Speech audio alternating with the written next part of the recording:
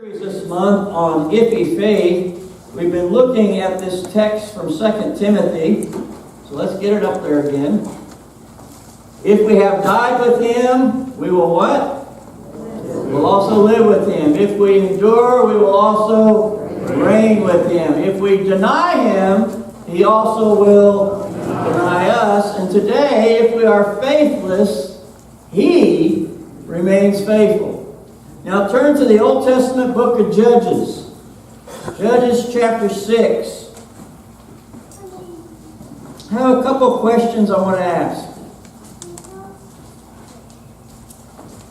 What if God came in person and spoke to you? What if God came in person and spoke to you? What would you do? Would you fall flat on your face feeling I'm not worthy to even hear the voice of the Lord? Or would you be so excited and jump up and down and celebrate his presence among you? Or would you question him? Is that really you? Or would you think it's a hoax and someone's trying to pull a practical joke on you? Maybe there's a hidden video camera somewhere. What would your response be? Let's take it a little further. What if you, at the time, did not believe in yourself very much? Did not think very highly of yourself, and God was calling upon you to lead his people to victory against a powerful and vicious enemy? That's the story of one we're going to look at here today, and his name is Gideon. Now let me summarize for you what's been happening during this time of the Judges, after the time of Joshua, and before the period when the first kings of Israel emerged. The people of Israel had no centralized government, if you will. And for about 350 years or so, in this period of the Judges, there was this endless loop or cycle that kept repeating itself. One of the other people groups around Israel, it could be the Philistines or the Moabites or the Edomites or the Midianites or a number of others of these Canaanite group peoples, would often oppress the people of God. And in that oppression, the people would cry out to God. Then God would send a deliverer, whom were called judges, to, at least for a time, rule and judge the people. And for a time, things would get better. They would be delivered. And during the lifetime of that judge, things were much better. But when he died, not long after that, the cycle would repeat itself again. Another people group would come in and oppress God's people. They would cry out to God. God would send a deliverer. The deliverer would help deliver them through the power of the Lord. And then when he died, it'd start all over again. They were in this endless loop that kept repeating itself. Now at the time of the life of Gideon, in verse 1 of Judges 6 we read, the people of Israel did what was evil in the sight of the Lord. And the Lord gave them into the hand of Midian 7 years. Now elsewhere in the book of Judges, it kind of summarizes this endless loop cycle of how God's people would do what was right in their own eyes. Everyone did what was right in their own eyes. And many of them did wicked or evil things in the eyes of the Lord. Could we not say that there are many today, by their actions and thoughts, perhaps have adopted that worldview of do what's right in your own eyes? Has that changed all that much? But here on this occasion, they're being subjected to the power and the oppression of the Midianites. Let's look at verses 11 and following as we see how Gideon enters the picture here. Now the angel of the Lord came and sat under the terebinth at Ophrah, which belonged to Joash the Abiezrite, while his son Gideon was beating out wheat in the winepress to hide it from the Midianites. And the angel of the Lord appeared to him and said to him, "The Lord is with you, O mighty man of valor." And Gideon said to him, "Please, my Lord, if the Lord is with us, why then has all this happened to us? And where are all his wonderful deeds that our fathers recounted to us, saying, 'Did not the Lord bring us up from Egypt?' But now the Lord has forsaken us and given us into the hand of Midian." And the Lord turned to him and said, "Go in this might of yours and save Israel from the hand of Midian. Do not I send you?" And he said to him, "Please, Lord, how can I save Israel? Behold, my clan is the weakest in Manasseh, and I am the least in my father's house." And the Lord said to him, "But I will be with you, and you shall strike the Midianites as one man." And he said to him, "If now I have found favor in your eyes, then show me a sign that it is you who speak with me."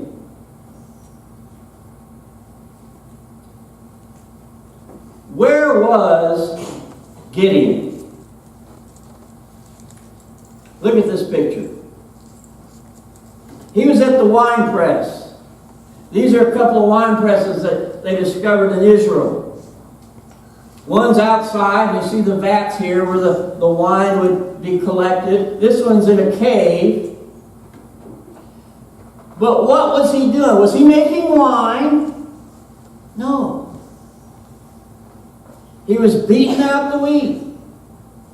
Usually they would often do this on the side of a hillside where there might be a breeze, and they'd beat out that wheat, and they'd take those forks and they'd throw it up in the air so the breeze could separate the wheat from the husk, the wheat from the chaff. But when you did that, it would be quite visible for some distance. There'd be sort of this dust cloud rising up at harvest time, and it would be easily seen. He was doing it in a wine press. I like the cave idea. But in any case, even if you're down in these pits, you have limited your visibility of what you're doing.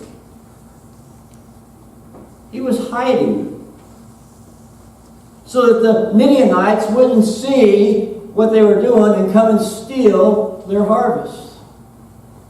He was in hiding when God came to him.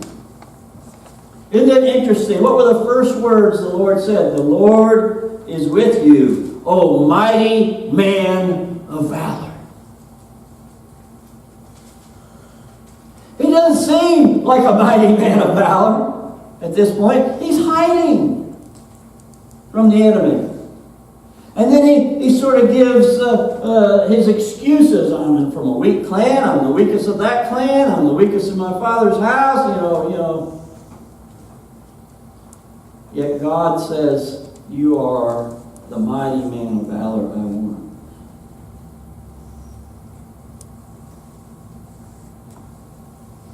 So now Gideon has to prepare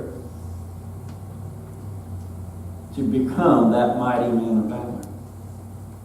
And he sort of questions God. He wants to make sure that this is God speaking. And if you keep reading, you'll see there's a series of tests that Gideon asked of God to prove that this is really God here.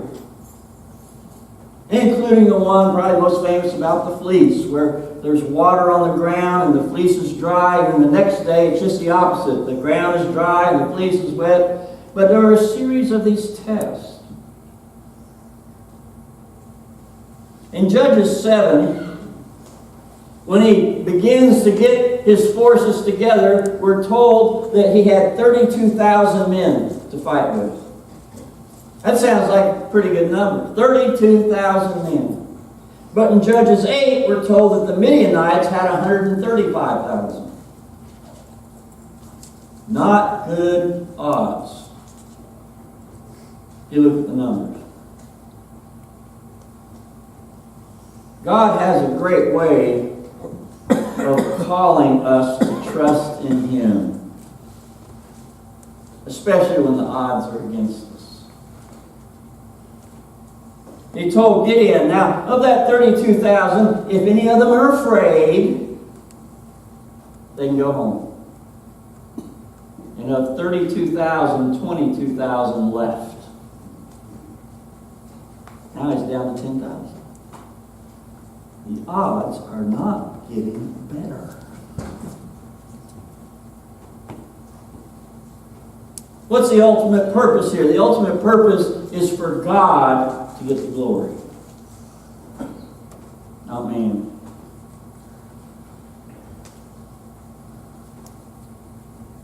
But they weren't done yet. Still got too many, Gideon. You know, at this point, I wonder if I might be of a mind and say, what did you say, God? I still got too many. It's 10,000 against 135,000. And I still got too many. I wonder if I might be of a mind, maybe I need to ask God for another test. I don't know. I wonder. So now, he's got to further whittle down his numbers by the manner in which they drink from the creek or the river. And when he does that, he's down to 300 men. 300 men. Now I had to get my calculator out. 300 against 135,000. That's 450 to 1. Those are the odds. 450 to 1 against you. Now, I'm not a gambler, but I think if I was, I probably would not be laying money on those kind of odds. 450 to 1 against. Gideon takes his army and he breaks it into 3 groups of 100 each. And he surrounds the Midianite encampment. They have their trumpets, they have their torches, and they have these pots. And they blow those trumpets, and they light and shake those torches, and they bust open those pots to make the Midianite army, who was stunned and surprised, to make them think there were far more of them than there really were. And it so stunned them, the text tells us that they pulled their swords on each other and were killing each other and fleeing for fear of their lives. And then other forces joined in with Gideon to pursue them. 300 against 135,000. And God is victorious.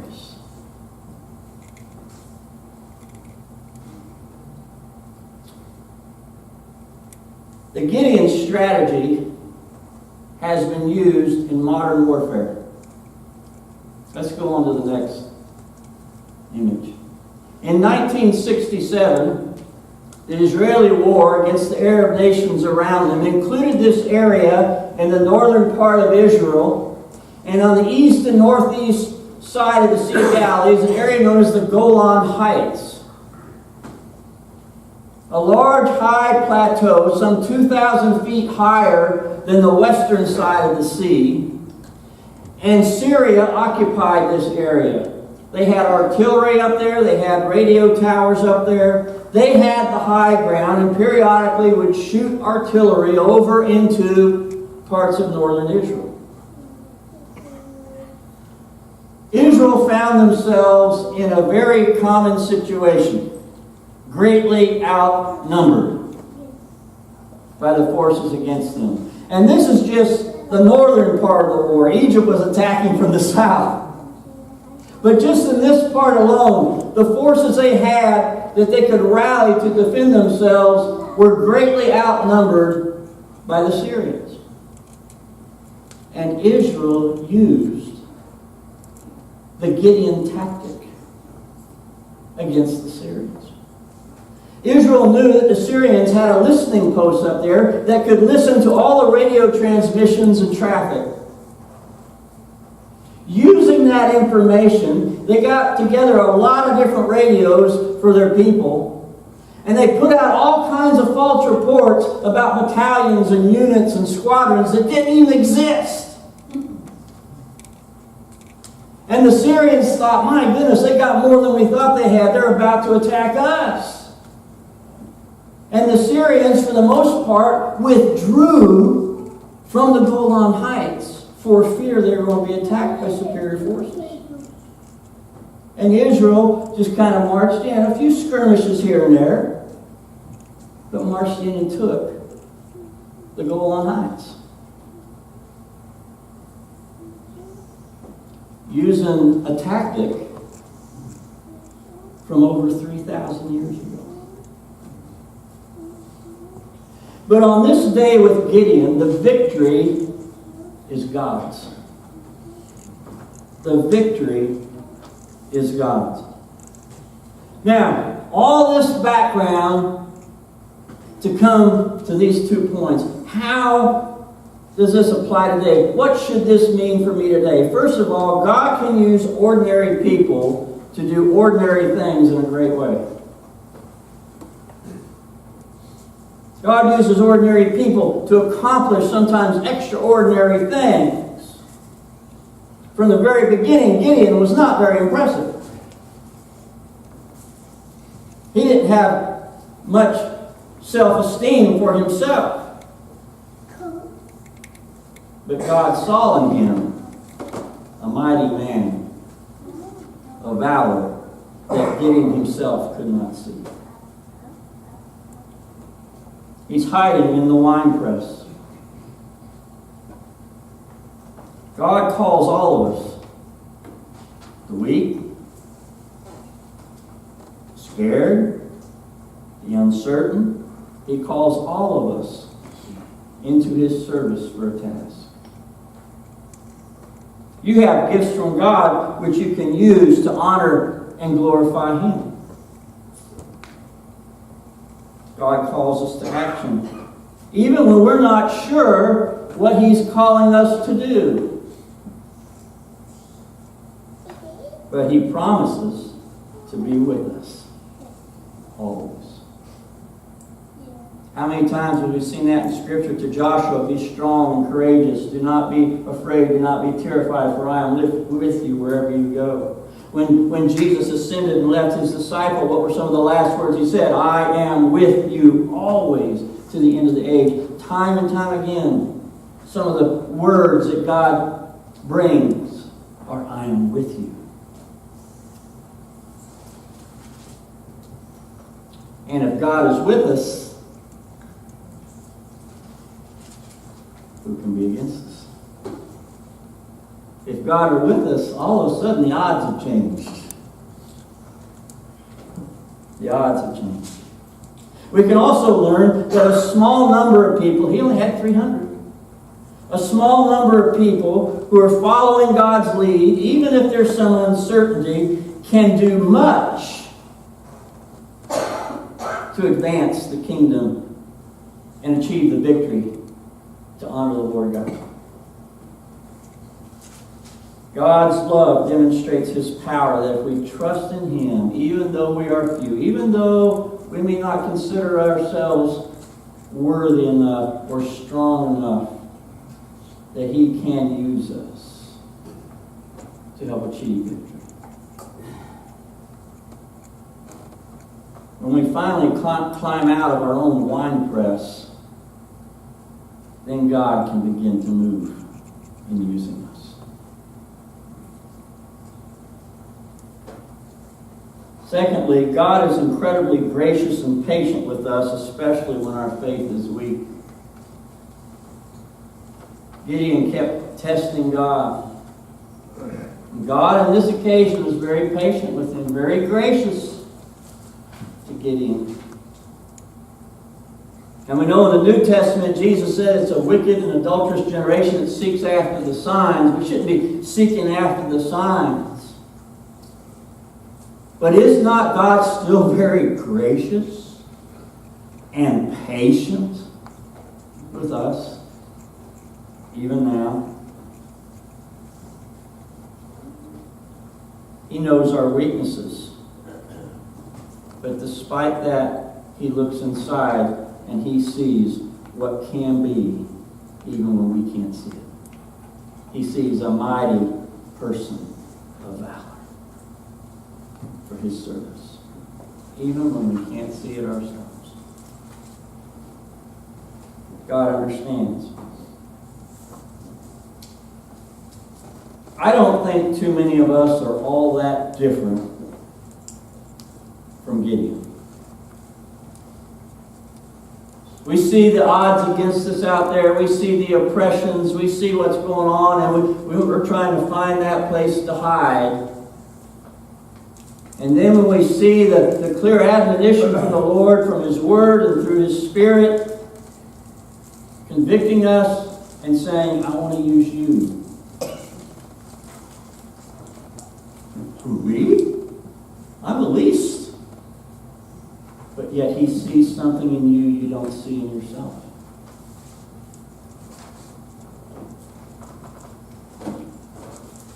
I don't think we're all that different. So in the midst of the time that you are faithless or have a weak faith, remember God is faithful. When you're doubting, when you're skeptical, even about your own faith, about the resources you have even to help the faith, God is faithful. And He's with you. So here I want to ask a question. What is God calling you to do? What is God calling you to do? Get out of your wine press. Get out of your wine press. And even though the odds may be against you, know that if God is with you, the odds have changed. And victory can be yours to honor Him with. What is it you need to be doing? What is it needs to be cut in your life? Look at how His army was cut down. The things that man puts trust in, the power of, were cut down so that God could do the mighty power in His life. What are the things we trust in for power, for influence? Maybe they need to be whittled down so that God can do a mighty work in